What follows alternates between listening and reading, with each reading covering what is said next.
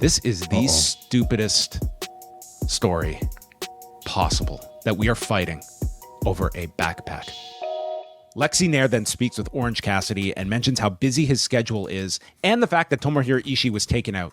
He acknowledges, my schedule is full, but my backpack isn't. And Kyle O'Reilly is taking care of Ishii at the hospital, and I'm going to punch Brian Keith in the face for what he did to my friend. And then I'm going to go to this four-way, I'm going to take the Continental Crown, and I'm going to put it into my backpack right next to my $7,000. That's his plan, to fill up his backpack during this back-to-school week. So that is our setup for Orange Cassidy versus Brian Keith, the bad apple versus the orange. After all this time. Again, a match that it took a lot to get the crowd going. I thought they worked a very good match together. You had Keith smashing the hand of Orange Cassidy to weaken the orange punch, but then Cassidy would put his hands in his pockets to make his comeback, and Keith would nail him with this PK, roars to his feet with an exploder, Michinoku driver for a 2 count, and then it's Cassidy with the stun dog and beach break for a big near fall. And this was when the crowd got into it. He tears off the elbow pad, calls for the orange punch despite the hand being hurt, and it gets blocked as Keith blasts him with a knee and then runs at Orange Cassidy, is caught by the orange punch, hits the rotational DDT, and then a diving DDT off the top. So Cassidy wins in 11 minutes and 15 seconds, joining Okada and Mark Briscoe. But then, in a segment that I can only describe as one that you have to see to believe, Chris Jericho reacts to this outcome by himself. He congratulates Orange Cassidy and doesn't think he's going to get his $7,000 back. So I'm going to take something else from you, Orange. And he pulls up the man's backpack. The JanSport. The JanSport backpack. And says, I'm going to keep it until I get my money. And he threatens that he has a large pair of scissors. It's like, this is the stupidest story possible, that we are fighting over a backpack. Okay, so did Orange say he put something in the backpack? He said he was going to get the title and put it into the backpack next to his $7,000. Now, Like, is the $7,000 in the backpack?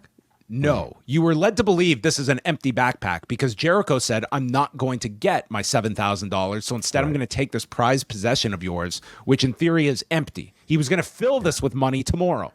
Gotcha. Okay. So we've had bracelets, we've had childhood homes. I guess the next logical item. Dude, this replaces the bracelet, okay? This is the silliest thing that two men in professional wrestling are fighting over. Yeah, it sounds pretty silly. Now, I haven't seen it, so I can't really comment. But I will just comment. Take my word for it, okay? Take my word for this. You're not getting Shakespeare here with this this angle. I guess I understand maybe the concept of it, but I don't think we've really ever... it's never been really conveyed the sentimental value this particular backpack has for Orange Cassidy. For all we know, he has a different backpack every time he's shown up with it. He didn't go to the ring with this backpack. Couldn't be that important. Well, sure, yeah. But he's just like, he's never conveyed the importance of this to him. And maybe he will. Like, maybe, I don't know. I want a heartfelt sit-down interview talking about this backpack. Well, yeah. I mean, let's come up with the story right now, okay? Why is this backpack so important to Orange Cassidy? All right. Maybe he's had it since his school days. It's in great condition if that's the case. I don't think those JanSports last that long. What if I stole that 1992 Toronto Blue Jays shirt that you continue to wear into your 40s? I probably wouldn't even notice, John. Like, I have other shirts. My might wife be wants your me oldest possession. That's the only thing I could think of that would have. And you are not the sentimental type. You don't strike me as the not person. For t-shirts, dude. Like, not, or at least not for. What about a backpack? Not for a backpack. I was gonna say not for. What about backpacks. your hat? What about your hat? No, you could take my hat. Yeah. I let's see their way out of this one. Okay. So something. What if I revealed that I broke your air conditioning in your car? Okay, would that be it? That for you? would piss me off. Yeah. Could we go 6 months of a feud based on your AC?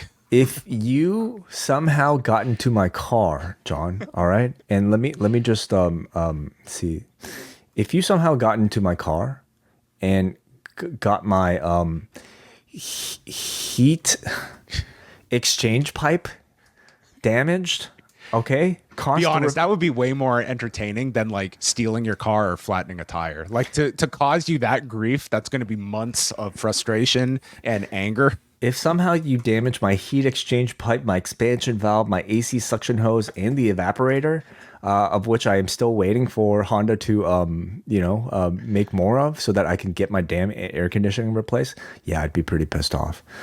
Backpacks, though, come on. Like, what is Orange Cassidy's explanation for why this is so important to him?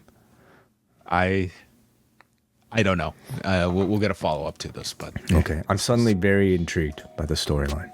Well, don't be. If you like this video, consider joining our Patreon, the Post Wrestling Cafe. Multiple bonus podcasts every week, ad-free shows, and access to our full archive. Otherwise, a like and subscribe is much appreciated. Thank you for watching.